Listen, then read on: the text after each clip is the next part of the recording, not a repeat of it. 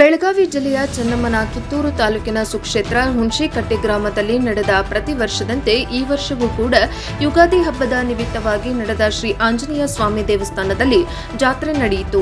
ಬೆಳಗ್ಗೆ ರುದ್ರಾಭಿಷೇಕ ಅಪರ ಭಕ್ತಾದಿಗಳ ಸಮ್ಮುಖದಲ್ಲಿ ಯಶಸ್ವಿಯಾಗಿ ಜರುಗಿತು. ಅತ್ಯಂತ ವಿಜೃಂಭಣೆಯಿಂದ ಜರುಗಿದ ರುದ್ರಾಭಿಷೇಕ ಮಹಾಪೂಜೆ ಮಂಗಳಾರತಿಯೊಂದಿಗೆ ಕಾರ್ಯಕ್ರಮಕ್ಕೆ ನಡೆಯಿತು.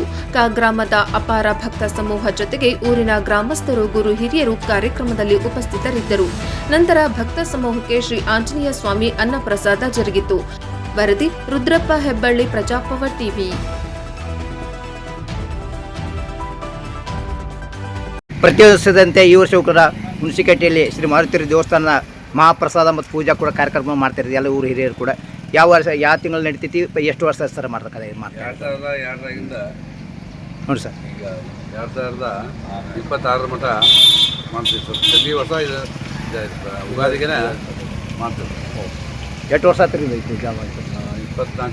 24 ವರ್ಷ. ತಾವು ಕಡೆ ಈ ದೇವಸ್ಥಾನ ಬಗ್ಗೆ ತಾವೇನು ಹೇಳೋಕ್ಕೆ ಇಷ್ಟಪಡ್ತೀರಿ? ಈ ಮಾರುತಿ ಅದ ಅಂದ್ರೆ ಸಾಕ್ಷಾತ್ ಭಗವಂತನ ಇಲ್ಲಿ ಬಂದ್ರೆ ಯಾರು ಭಕ್ತಿಯಿಂದ ದುಡಿತಾರಲ್ಲ ಅವ್ರ ಮನ್ಯಾಗ ಬಂದು ಅವ್ನು ದುಡಿತಾನೆ. ಎಷ್ಟು ಮಾತು ಹೇಳಕ್ತಾ ಇದ್ದೀರಿ ನಮಗೆ. ಇಲ್ಲಿ ಹುಣಸಿಕಟ್ಟೆ ಶ್ರೀಗಳು ಕೂಡ ಆಗಿದ್ಮಾರೆ. ಇದೇ ದೇವಸ್ಥಾನ ಬಗ್ಗೆ ಶ್ರೀಗಳು ಕೂಡ ಒಂದು ಎರಡು ಮಾತಾಡ್ಬೋದಲ್ಲ? ಪ್ರತಿ ಈ ವರ್ಷ ಬಂದಾಗಿಂದ ಭಾಳ ಚೆನ್ನಾಗಿದ್ದಾರೆ ನಮಗೆ. ವಿರಂಜನ ಅಂದ್ರೆ ಮನೆ ದೇವ್ರಿಗಿಂತ ಹೆಚ್ಚಿನವ್ರು ನಮಗೆ. ಈ ಚರ್ಮನ್ ನಿತ್ಯದೊಳಗೆ ಹಾಕಿರ್ತದ್ರ ಪ್ರತಿ ವರ್ಷ ಹಾಕತ್ರಿ. ಮುಡ್ಸಿದ ದೇವ್ರು ಎಲ್ಲ ವರ್ಷದಿಂದ ಹಾಕತ್ರಿ.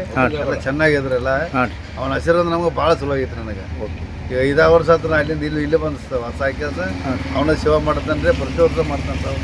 ಭಾಳ ಚಲೋ ಆಗೈತೆ ನಮಗೆಲ್ಲ ಅವನ ಆಶೀರ್ವಾದ. ಯುಗಾದಿ ಪಾಡ್ಯಕ್ಕೆ ಪ್ರತಿ ವರ್ಷ ಮಾಡ್ತಾರೆ. ಪ್ರತಿ ವರ್ಷ ಯುಗಾದಿ ಪಾಡ್ಯ ದಿವಸ ಮಾಡ್ತಾರೆ. ಕಾಯ ಮಾಡ್ತಾರೆ ಪ್ರತಿ ವರ್ಷ ರೀ. ಪಕ್ಷ ಇಲ್ಲ, ಪದ್ಧತಿ ಇಲ್ಲ, ನೋಡಿ ಇಡೀ ಊರೆಲ್ಲ ಕೂಡ ಮಾಡ್ತದೆ. ಒಟ್ಟಾರೆಯಾಗಿ ಊರೆಲ್ಲ ಕಮ್ಮಿ ಎಲ್ಲರೂ ಪಕ್ಷ ಬರ್ತಾರೆ. ಏನೋ ಮಾಡಿಲ್ಲ. ಎಲ್ಲ ಪಡ್ಯಾರು ಇರ್ತಾರೆ, ಎಲ್ಲ ಹಿರಿಯರು ಅದಾರು. ಎಲ್ಲರ ಸಪೋರ್ಟಿಂದ ನಾವು 2002ರಿಂದ 2024 ಮಟ್ಟ ಜಾತ್ರೆ ನಡೆಸ್ಕೊಂಡು ಬಂದೆವು.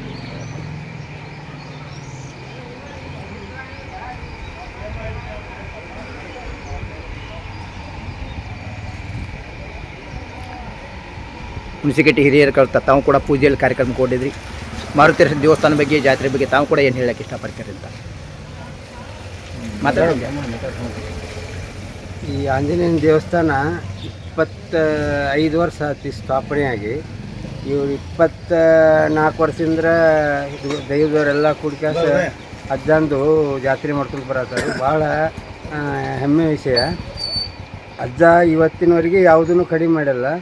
ಎಲ್ಲ ಚೆಂದಾಗಿ ಸುಗಮವಾಗಿ ಸಾಗಿಸ್ಕೊಂಡು ತಗೊಂತೀವಿ.